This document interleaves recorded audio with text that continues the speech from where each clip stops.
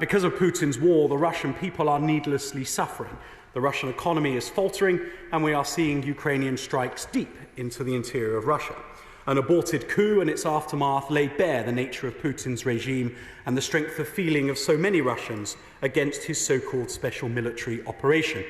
Mr. Deputy Speaker, it has become a standard line in these updates, but on day 564 of Putin's three-day operation, he still hasn't achieved any of his strategic objectives. Since the last statement on Ukraine, which the former Secretary of State gave in June, the armed forces of Ukraine have launched their land offensives to retake their country. I thought it useful, therefore, to start with an update on the status of the conflict before outlining the strategic consequences and considerations for where we are today. The impact of Ukraine's summer offensive has been widely reported in the media. Whilst it is true that the conflict remains hard-going for both sides, Ukraine's determination remains steadfast. The Ukrainian armed forces have shown extraordinary resourcefulness, and their determination to win is stronger than ever. They have adapted necessarily their approach to overcome the Russian use of mines, artillery and drones, resulting in steady progress with notable success in recent weeks. We have witnessed clever prioritisation of their operations, and they are husbanding the battle-winning equipment provided by their allies and partners to have maximum effect.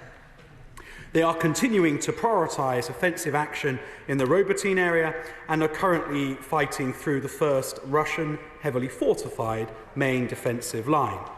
Ukraine is carrying out operations around Bakhmut, pushing the Russians back to the edge of the town and ensuring no significant territorial changes within the last month. Despite large numbers of Russian forces committed, they are not succeeding. Ukraine has made notable successes destroying several Russian command and control centres and ammunition storage sites. It is difficult, from the comfort of our position here in the House of Commons or watching on TV as observers, to imagine the ferocity of the fighting and the sacrifices of the Ukrainians. It has been bloody, it has been brutal, it has been painstakingly slow as they have penetrated a defensive minefield 30 kilometres in depth. But they are succeeding. I give way. Can I thank the Minister very much for his introduction and for the clear commitment that we in the United Kingdom and through the Minister's office have to helping Ukraine. One of the things that's very prevalent at the moment, and the Minister's referred to it, is the mine clearance. I understand in the last few months, maybe 10 months, 12 months, that Russia has had time to have different levels and different lines of mines. What help are we in the United Kingdom and indeed all of the free world able to give the Ukrainians when it comes to clearing the mines? Well, there are two parts to mine clearance in country. There is the tactical mine clearance of lanes through which to launch their offensive, and the tactic that the Ukrainians have resorted to in order to preserve combat power has been to clear these minefields very slowly, very deliberately, very methodically with dismounted infantry, in a way that those of us who served in Afghanistan or Iraq will remember as a tactic for IEDs there. It's quite something that's been the tactic for clearing a minefield, but it's preserved combat power and therefore has been necessary. The other part is there will obviously need to be a demining effort for the country at large after the war, and that is a concern for all of Ukraine's donors and friends.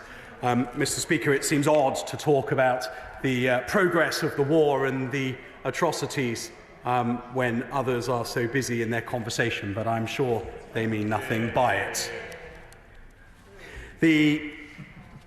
Despite large numbers of Russian forces committed, they are not succeeding. Ukraine has made notable successes, destroying several Russian command and control centres and ammunition storage sites. It is difficult from the comfort of our position as observers to imagine the ferocity of the fighting and the sacrifice of the Ukrainians. Russia is suffering heavily on the battlefield. It has taken some 200,000 casualties, of which 60,000 we believe to have been killed. In addition, more than 10,000 armoured vehicles have been destroyed. Mr. Speaker, the value of today's debate is not simply to reflect on the tactical situation on the ground in south-east Ukraine, but to zoom out and assess the strategic scorecard. Because of... Give way. You made a very valuable point about demining, and I just want to make the point that actually demining is something that can be being put in place now, is important now, because even in areas which are retaken still have significant numbers of seeded mines, and it's not only traditional mine clearance of the kind that the Honourable Gentleman, Right Honourable Gentleman, will be familiar with in Afghanistan, but it's about using AI and software now to do some predictive work about how mines move and spread, and this work can be done now. We don't have to wait till the end of the war. Mr. Deputy Speaker, I completely agree with my honourable friend's observation. The reality is that as the front line moves, it is in Ukraine's interests to bring the agricultural land back into productive use as quickly as possible, and we've seen some extraordinarily innovative efforts to do that, from the most low-tech to the most high-tech. Clearly the challenge is that the UK nor any other supporter of Ukraine would want to be putting a combat engineering capability into the country for all the fear of miscalculation that would cause. So necessarily that effort sits with the NGOs, but there are a number who are working with the Ukrainian government, some of which are based here in the UK. Mr. Deputy Speaker, I suggested that the House zoom out a bit in order to look at the strategic scorecard. Because of Putin's war, the Russian people are needlessly suffering. The Russian economy is faltering, and we are seeing Ukrainian strikes deep into the interior of Russia. An aborted coup and its aftermath laid bare the nature of Putin's regime and the strength of feeling of so many Russians against his so-called special military operation. Mr. Deputy Speaker, it has become a standard line in these updates, but on day 564 of Putin's three-day operation, he still hasn't achieved any of his strategic objectives. Russia's economy is failing, the ruble continues to fall, and sanctions are biting. As we've seen before, Russia will resort to terrorising Ukraine's population whenever its battlefield objectives cannot be met.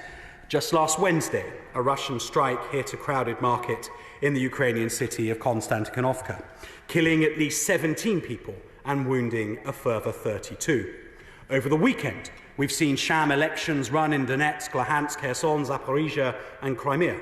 As my right honourable friend, the Foreign Secretary, tweeted, the problem for Putin is that you can't hold elections in someone else's country.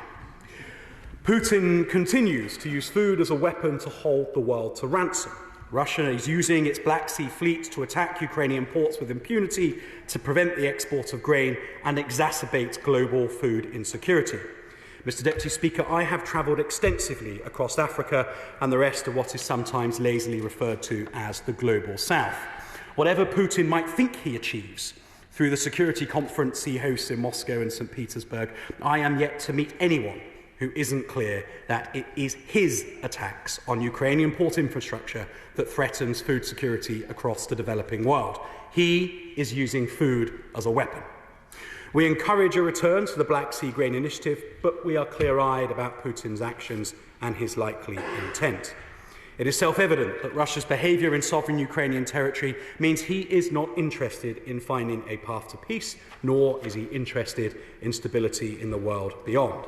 Make no mistake, the fastest routes to peace in Ukraine and security and stability for the rest of us is through Putin withdrawing his forces and ending this illegal and unjustified war. The UK has been at the forefront of efforts to support Ukraine's offensive. As the House will know well, we provided £2.3 billion in military support to Ukraine last year, and by being the first to send tanks and Storm Shadow missiles, we galvanised a coalition of like-minded nations to follow suit and come to the defence of the broader international rules-based system. At the NATO summit in Vilnius in July, the Prime Minister announced a new tranche of support for Ukraine, including thousands of additional rounds for Challenger 2 tanks, more than 70 combat and logistic vehicles, and a £50 million support package for equipment repair, as well as establishing a new military rehabilitation centre. We're also seeing increased contributions to the International Fund for Ukraine. So far, £782 million has been pledged, and 10 contracts worth £182 million have been placed to assist Ukraine in critical areas such as intelligence, surveillance, reconnaissance, electronic warfare and air defence. The first deliveries arrived in Ukraine this summer.